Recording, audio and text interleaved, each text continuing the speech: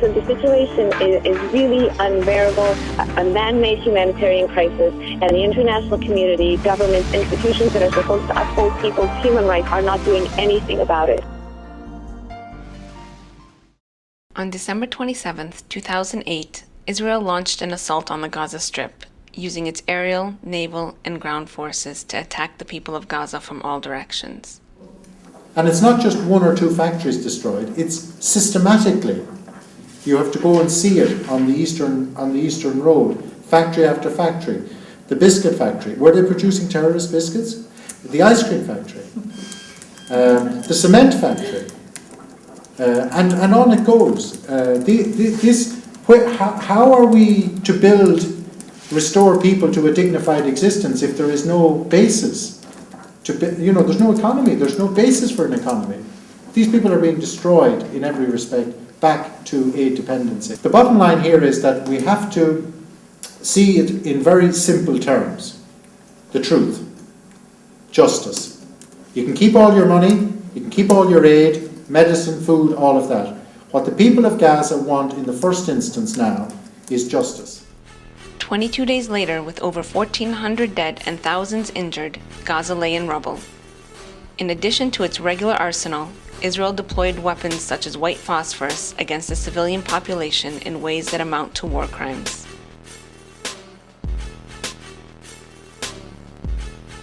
The mass destruction was aimed to bring Gaza to its knees after 18 months of complete closure had already devastated the health and well-being of the Palestinians. أصعب حرب علينا كانت الحرب هذه، لأنه في كل حروب هذه كانت إسرائيل بتواجه جيوش. في هذه الحرب إحنا كنا المستهدفين، يعني ما في جيوش عشان يحاربوها.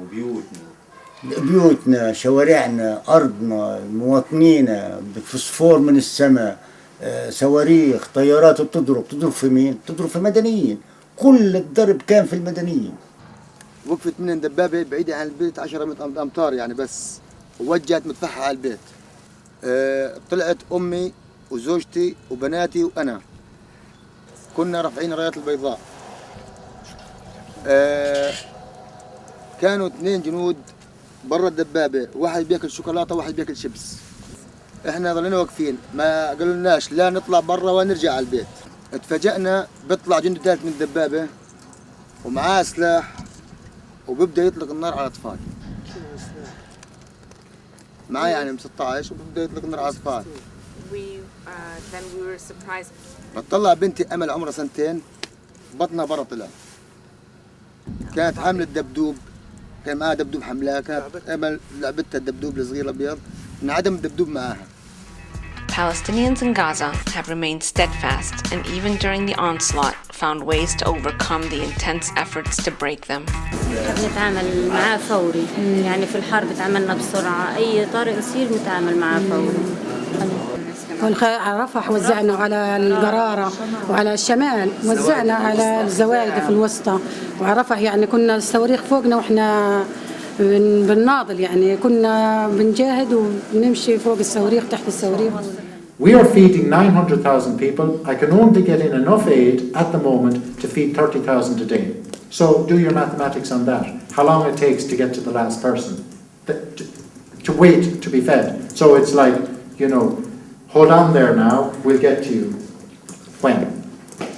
4 months before Operation Cast Lead, with Gaza already facing food shortages, rising rates of malnutrition and anemia, and with the international community barely looking on as Israel squeezed Gaza with a punishing blockade, the Free Gaza movement launched its first boats from Cyprus to break the criminal siege. Our 2 small boats became the first to reach Gaza in over 40 years.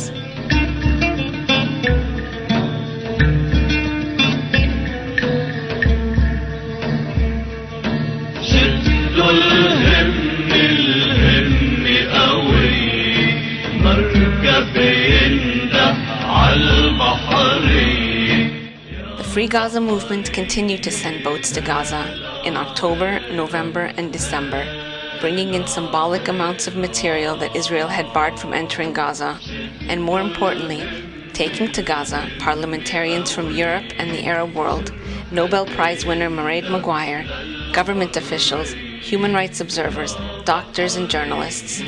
All could not enter Gaza any other way. After the start of Operation Cast Lead, the Free Gaza movement attempted to sail 2 emergency missions to Gaza to challenge Israel's military onslaught and to shake the world to action to halt this latest crime. The first ship, the Dignity, with many journalists and former U.S. Congresswoman Cynthia McKinney on board, was brutally rammed by an Israeli naval ship and damaged. New developments to reports in the seas off Gaza. CNN reporter Carl Penhall is aboard a boat, a ship called the Dignity, that was approaching Gaza with an intention to deliver medical supplies. There has been a contact with an Israeli Navy boat, we understand. Carl Penhall is on the line. Carl, what can you tell us? The boat, while still in international waters, has been rammed by Israeli patrol boats. The boat, our vessel, has been damaged.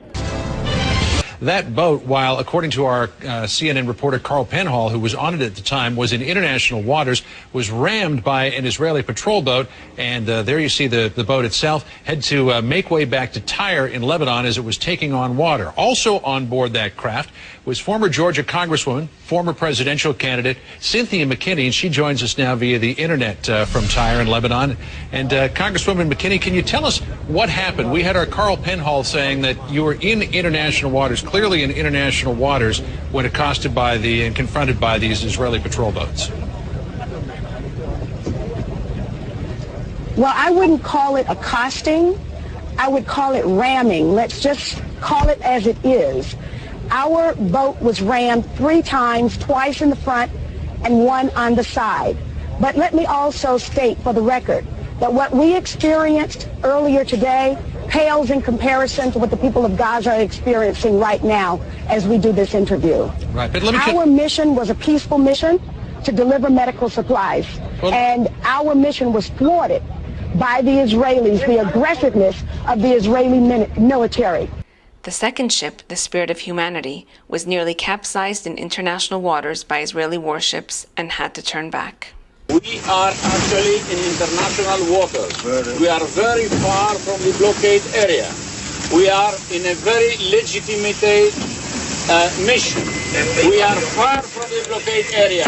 On June 29th, the Free Gaza movement launched its latest mission, carrying symbolic amounts of building supplies and materials to help Gaza rebuild, in addition to medical equipment and toys for children. Back to Monica immediately. On June 30th, the boat was surrounded by Israeli naval forces. Israeli Navy, you are threatening to open fire on an unarmed ship and unarmed civilians carrying only humanitarian aid headed for the Gaza Strip. This is illegal. Repeat, you are threatening to open fire on unarmed civilians who constitute no threat to the state of Israel or its armed forces. They have jammed our GPS and our radar.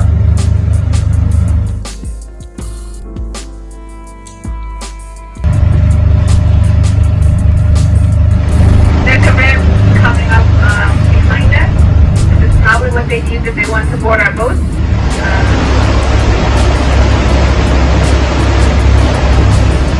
It is getting closer, so that's something we have to be prepared for.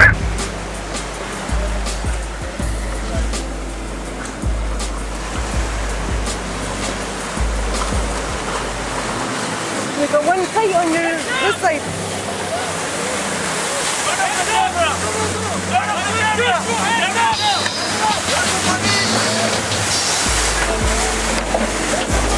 The Free Gaza movement is now moving on to phase 2 of its mission to break the Israeli siege of Gaza.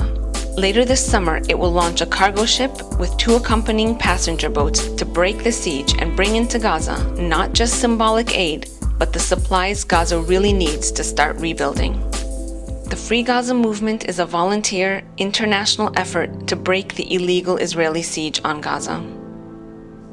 As part of its effort to criminalize war and to break the silence and complicity of the international community, the Free Gaza movement will sail again and again to challenge Israel's brutal policies. You know, sometimes people have to stand with courage and do what's right. And when people are doing what's wrong, as is the Israeli government now with collective punishment of 1.5 million people, civilians, we've got to call their bluff when they threaten to attack us and shoot us, and we've got to go to help the people. When our governments are impotent in the face of massive human rights abuses, apartheid, and ethnic cleansing, we, the people of the global community, must take action.